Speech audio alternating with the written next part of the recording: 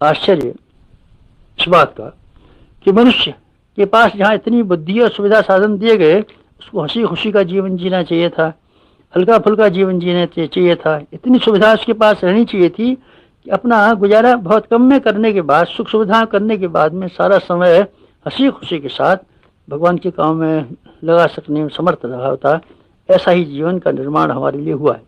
लेकिन अचंबा इस बात का है कि हम में से अधिकांश आदमी कठिनाइयों में फंसे हुए, अभावों से ग्रस्त, आपत्तियों में रोते और खींचते हुए देखे जाते हैं। फिर कैसे आगे बढ़ेंगे जब आपत्तियां ही रास्ता रोके खड़ी हैं, अभाव ही पग पग को हैरान कर रहे हैं, तो आगे वाली बात कैसे बन सकती है। अब ये देखना चाहिए आखिर हुआ क्या, कैसे ऐसी स्थिति आ गई जब भगवान ने हमको इतना साधन दिए थे, फिर हम उन साधनों को और उद्देश्यों को पूरा करना तो दूर, उल्टे कठिनाइयों में ही जकड़े रह गए, मुसीबतों में ही फंसे रह गए। बात कैसे बनी। तो आइए हम लोग इस पर विचार करें। जब हम विचार करते हैं तो मालूम पड़ता है कि हमारे भीतर, हमारे चिंतन में और हमारे क्रियाकलाप में कहीं भूल पड़ जाती है। इस भूल का ये परिणाम है कि हमारी मनस्थिति दुर्बल होने के कारण से, विकृत होने के कारण से हमारे बहिरंग जीवन में सारी की सारी परिस्थितियां विकृत होती चली जाती हैं और हम अभावों और कष्टों संकटों से ग्रसित होते चले जाते हैं। अगर हम अपने दृष्टिकोण को परिष्कृत कर सकें और अपनी गतिविधियों को सही कर सकें, तो वो सारी समस्याएं जो मनुष्य जाति को खाई जा रही हैं, जिनसे आदमी को हर वक्त बेचैन रहना पड़ता है, हर समय कष्ट में घिरा रहना पड़ता है, जिससे पार पाने के लिए हर किसी के सामने पल्ला पसारता है और नाक रगड़ता है। आप हमारी सहायता कीजिए, किसी की भी सहायता प्राप्त न करनी पड़े। अगर हम अपने दृष्टिकोण को बदल लें और अपने क्रियाकलाप में हेर फेर कर लें, तब अध्यात्म की शिक्षा यही है, अपने भीतर हम देखें, अपने आप को समझें, अपने आप को जानें, अपनी गलतियों के बारे में गौर करें और अपनी गतिविधियों को ठीक करने के लिए प्रयत्न करें। अगर हमने ऐसा प्रयत्न प्रारंभ कर दिया तो समझना चाहिए सच्चे अर्थों में हम अध्यात्मवादी हुए। देखते हैं कीचड़ जहाँ कहीं भी सड़ती है, वहाँ कीड़े पैदा हो जाते हैं, बदबू पैदा हो जाती है, रेंगने वाले कीड़े जहाँ तहाँ घूमना शुरू हो जाते हैं और दुर्गंध फैलना शुरू हो जाती है। इनमें से प्रत्येक विकृति को हम दूर करना चाहें तो हमारे लिए कठिन। कीचड़ बनी है और हम मच्छरों को पकड़ के भगाना चाहें तो कठिन है, मच्छरों को मारना चाहें तो कठिन है, बदबू हटाना चाहें तो कठिन है। सुगम यह है कि कीचड़ की गंदगी को साफ करें। कीचड़ की गंदगी को हम साफ कर देंगे तो हमारे लिए बदबू से बच सकना सुगम हो जाएगा, फिर मच्छरों से बचना सुगम हो जाएगा, फिर रेंगने वाले कीड़ों का अंत अपने आप आ जाएगा, हमको किसी कीड़े को मारना नहीं पड़ेगा। दुर्गंधी को दूर करने के लिए कोई खुशबू बखेरने की जरूरत नहीं पड़ेगी, लेकिन जीवन हमारा होना चाहिए था, खिलता खिलाता जीवन हमारा होना चाहिए था, हमको प्रसन्न और प्रफुल्लित रहना चाहिए था।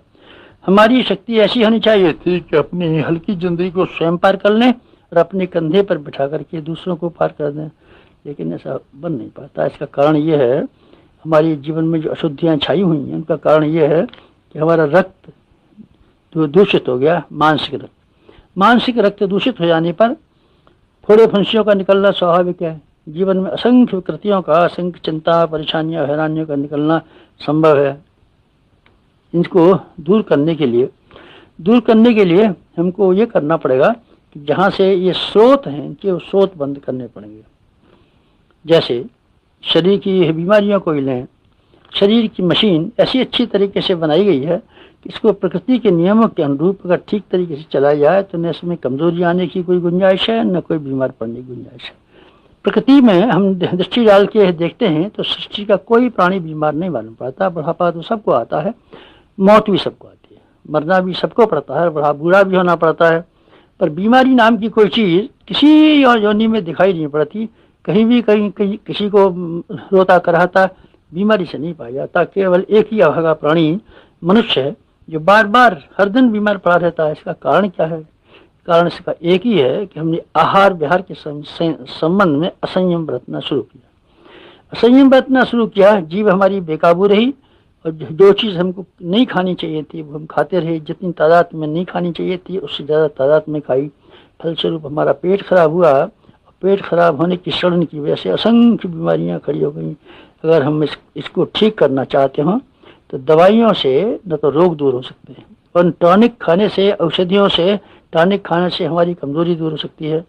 कमजोरी दूर करने के लिए और बीमारियों को दूर करने के लिए अंततः चाहे अब से 1000 वर्ष बाद एक ही उपाय काम में लाना पड़ेगा कि हम संयम बरतना सीखें, इंद्रियों का निग्रह करना सीखें, समय का नियंत्रण करना सीखें, आलस्य और प्रमाद से अपनी शक्तियों का जो क्षण होता रहता है इसकी रोकथाम करना सीखें। अगर हमने ऐसा सीख लिया तो हमारे स्वास्थ्य की गारंटी, फिर हम दीर्घजीवी बनेंगे, फिर हम रोग रह सकेंगे। भली से हमको सस्ते मूल्य का भोजन ही क्यों न मिलता हो और गरीबी में निवास क्यों न करना पड़ता हो, फिर हमको किसी चिकित्सक के पास जाने की जरूरत न पड़ेगी। अगर हम संयम रूपी चिकित्सक के की सहायता लेना शुरू करें, तब आध्यात्मिकता की शिक्षा है कि हम भीतर देखें और बीमारियों को जड़ काट के दूर करें, असंयम को हटाएं और सुंदर स्वास्थ्य पाएं। अपने मस्तिष्क की ओर हम देखते हैं तो मालूम पड़ता है इतना बढ़िया मशीन, इतना सुंदर कंप्यूटर कदाचित ही दुनिया में कहीं पाया जाता हो जितना कि मानवीय मस्तिष्क में स्वर्ग के सारे तत्व भरे पड़े। दृष्टिकोण आदमी का अच्छा हो तो हर जगह सौंदर्य, हर जगह प्रसन्नता, हर जगह सद्गुण, हर जगह सहयोग बिखरता हुआ दिखाई पड़ेगा। सृष्टि में जहाँ कहीं भी मनुष्य अपनी दृष्टि को उखाड़ के देखे, मालूम पड़ेगा सर्वत्र सद्भावनाएं भरी पड़ी हैं, स्नेह भरा पड़ा है और बहुत सी चीज़ें भरी पड़ी हैं इसमें। लेकिन हम देखते हैं कि इस मस्तिष्क के द्वारा जिस तरह का चिंतन करना चाहिए था, जो काम करना चाहिए था, हमने इसको तोड़ फोड़ करके ऐसे ढंग से बना दिया है कि ये शुद्ध चिंतन करने की अपेक्षा अशुद्ध चिंतन में उलझा रहता है। ईर्षाएं, डाह, चिंताएं, निराशाएं, भय, आशंकाएं इत्यादि जिनके कोई वास्तविक कारण नहीं है, वही हमारे ऊपर छाई रहती हैं और हमको नरक के रूप में बना सकती हैं। अगर वास्तविक घटनाएं हों भी तो आदमी उसको स्वाभाविक समझ करके, सामान्य समझ करके हंसी खेल में भी टाल सकता है, लेकिन सामान्य मनुष्य राई भर की बात को पहाड़ की बराबर बना करके दिन और रात उद्विग्न रह सकता है, चिंता में रह सकता है। हमारा मस्तिष्क ठीक रखा जा सके तो हम इसी मस्तिष्क के द्वारा भौतिक और आध्यात्मिक उन्नति के लिए न जाने कितने द्वार खड़े कर सकते हैं। कम से कम इतना तो कर ही सकते हैं कि जो हमको चारों ओर भय और निराशा दिखाई पड़ती हैं, आशंकाएं दिखाई पड़ती हैं, उनसे तो हम दूर बच ही सकते हैं। दरिद्रता पैसे की कमी का नाम नहीं है, मनुष्य की आंतरिक कृपणता का नाम दरिद्रता है। रंगीन चश्मा हमने पहन रखा है तो हम रंगीन चश्मे से देखते हैं तो हर जगह अपने रंग की दिखाई पड़ती है। पीलिया के मरीज को हर चीज पीली दिखाई पड़ती है। ठीक इसी तरीके से हमारा जब विकृत दृष्टिकोण होता है तो हर जगह हमको नरक दिखाई पड़ता है, देश दिखाई पड़ता है, दुश्मन दिखाई पड़ते हैं, आशंकाएं दिखाई पड़ती हैं, भय दिखाई पड़ते हैं। झाड़ी में से भूत निकलने वाली बात सब लोगों ने सुनी होगी, रस्सी में ऐसे सांप का भय मालूम होने वाली बात सुनी होगी। ये आशंकाएं केवल हमारे विकृत मस्तिष्क के चिन्ह। हमारा विकृत मस्तिष्क अगर ठीक न होगा तो दिक्कत पड़ेगी। इसीलिए हमको मानसिक उद्योगों को दूर करने के लिए जहाँ मन की इच्छानुकूल परिस्थितियाँ होने वाली बात है, उससे भी ज़्यादा महत्वपूर्ण बात यह है कि हम अपने मस्तिष्क को चिंतन करने के तरीके को सुधार लें।